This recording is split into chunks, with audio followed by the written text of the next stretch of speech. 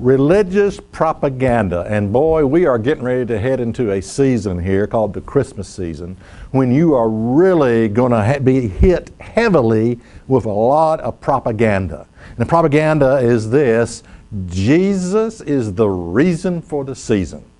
Oh yeah, you're going to hear it again and again and again. It's Jesus' birthday because Charlie Brown says so. Yeah, I mean, you know, Jesus, that's propaganda. Jesus is the reason for the season. Even though you look at what people do, crowded shopping malls, spending money they don't have, charging up on the credit card, getting trampled underfoot at shopping malls. More suicides occur at this time of the year than any other time. Being with dysfunctional family systems, isn't that great? Yeah. Boy, can't wait to see them. You know, just all the stuff that goes on at Christmas time.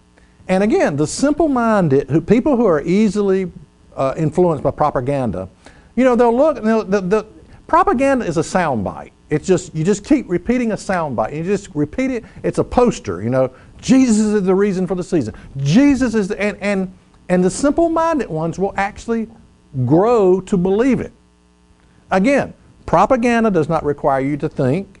It requires nothing of you, and it's all an emotional response. Well, it just feels good. Yeah, Jesus is the reason for this season. It just feels so good.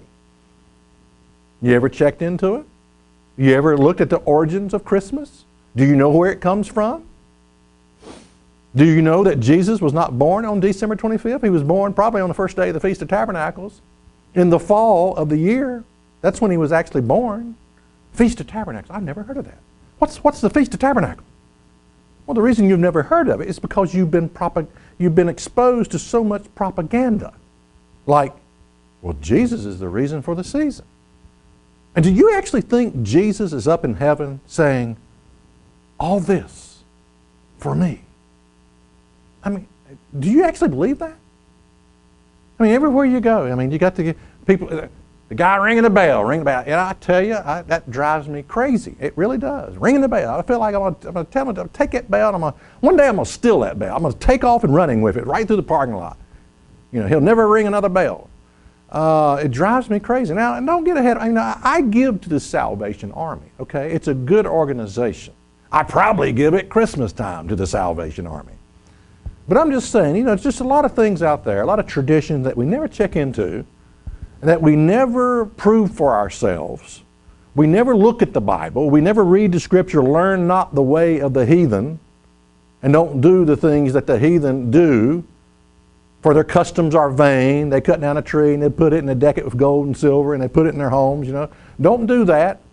But you know, we just don't know our Bibles. We don't read our Bibles. We don't care what it says anyway. And we'd like to be influenced by propaganda. Well, you know, Jesus is the reason for the season. Yeah, and I got some swampland in the Mojave Desert that I want to sell you real cheap. Now, you know, again, propaganda, you never have to think, requires nothing of you, and all it is an emotional response. You know, it feels good. It feels good. Is that really in the Bible? What you think is in the Bible is not.